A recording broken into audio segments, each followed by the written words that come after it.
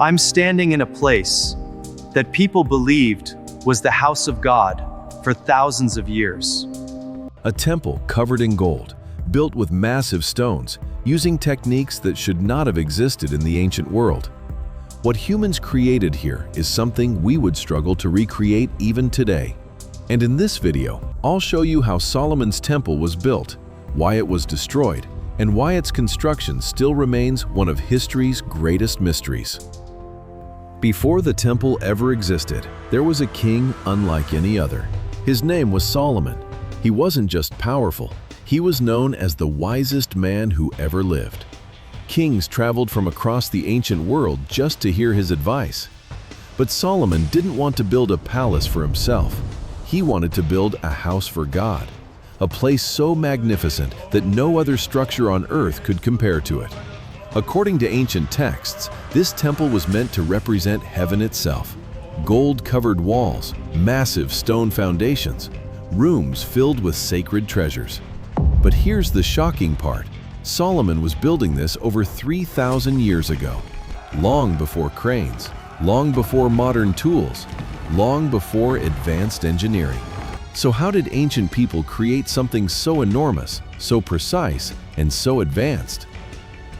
The first mystery was the stones. Not small bricks, not simple blocks. Some of the foundation stones weighed over 100 tons. That's heavier than a modern airplane. And they were cut with perfect precision, so tight that you couldn't slide a blade between them.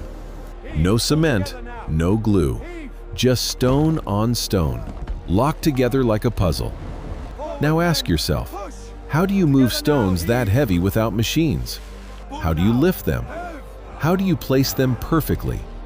Historians still argue about it today. Some believe thousands of workers dragged them for miles. Others say ancient technology existed that we no longer understand. But no one has a complete answer. And it gets even stranger. According to ancient records, the temple was built almost in silence. No hammer sounds, no metal tools at the site. The stones were carved far away and brought already perfectly shaped. Why? Because it was considered a holy place, and no loud construction was allowed there. Imagine that, a massive structure built quietly, with stones heavier than anything most people will ever see. 3,000 years ago. The second mystery was the gold. Not decoration, not small details. The walls were covered in pure gold. The floors reflected light. The ceiling was lined with precious metals. Ancient texts say the temple used hundreds of tons of gold. Let that sink in. Hundreds of tons. Even today, that would be worth billions of dollars. And this wasn't hidden underground. It was displayed openly. So the entire building glowed. When sunlight entered the temple, it looked like fire. People said you couldn't stare at it for long. It was too bright, too powerful, too overwhelming. Some believed the light was not just gold.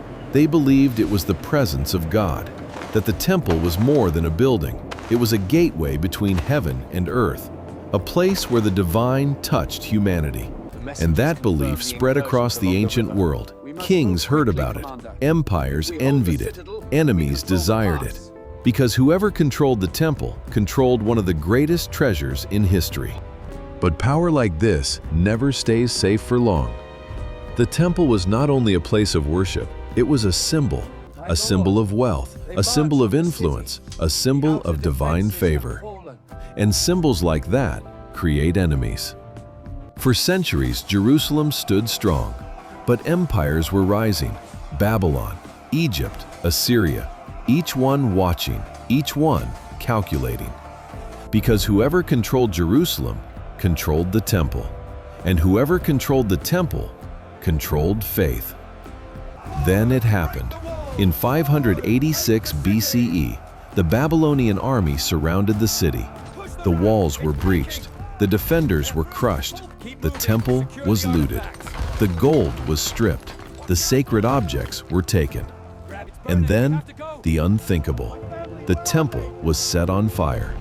The building that once shone like the sun burned into ash. The smoke rose above Jerusalem for days, and with it, An entire era ended. But the destruction of the temple did not erase its mystery, because something strange happened after it was burned. The Babylonians took the gold. They took the sacred vessels. They took everything they could carry. But they never explained one thing. How was it built in the first place? Massive foundation stones remained, some of them weighing over 500 tons. Blocks so precisely cut that even today engineers struggle to explain how they were transported. There were no cranes, no steel machinery, no modern tools, and yet the stones fit together so tightly you cannot slide a blade between them. Archaeologists still debate it. Was it pure manpower?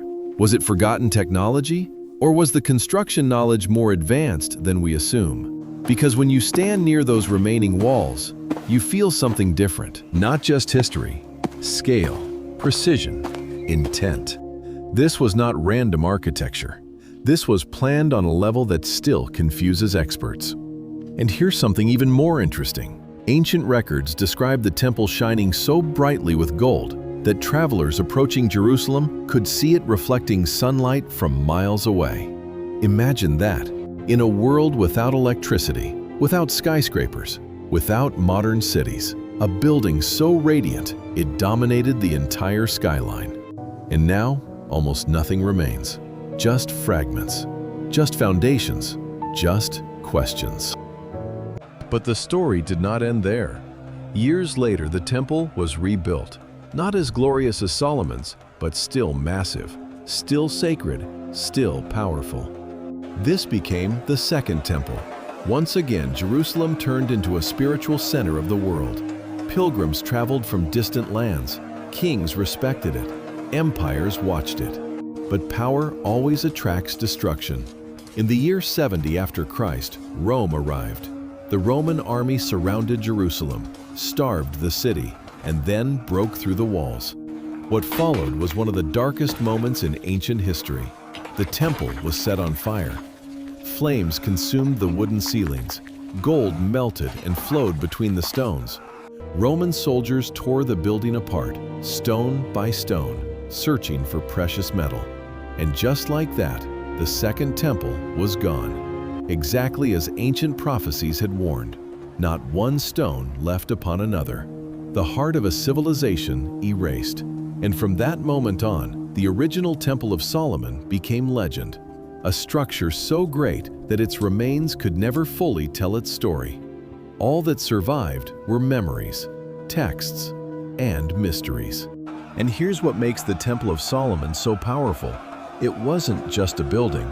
It was a symbol of what humanity can create when faith, knowledge, and ambition come together. Even today, engineers still debate how ancient builders moved stones that massive. Historians still argue about the temple's true size, and archaeologists are still searching for its remains beneath Jerusalem. Some believe hidden chambers are still buried below the ground. Others believe sacred artifacts were never found. And a few believe the full truth was lost forever. But one thing is certain, the Temple of Solomon was real, and it changed history.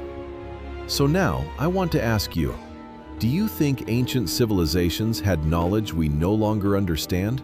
Could something this advanced really be built without modern technology? And what else might still be hidden beneath the earth? Let me know your thoughts in the comments. And if you enjoy uncovering the greatest mysteries of human history, subscribe to the channel, because the past holds secrets far bigger than we imagine, and we're only just beginning to discover them.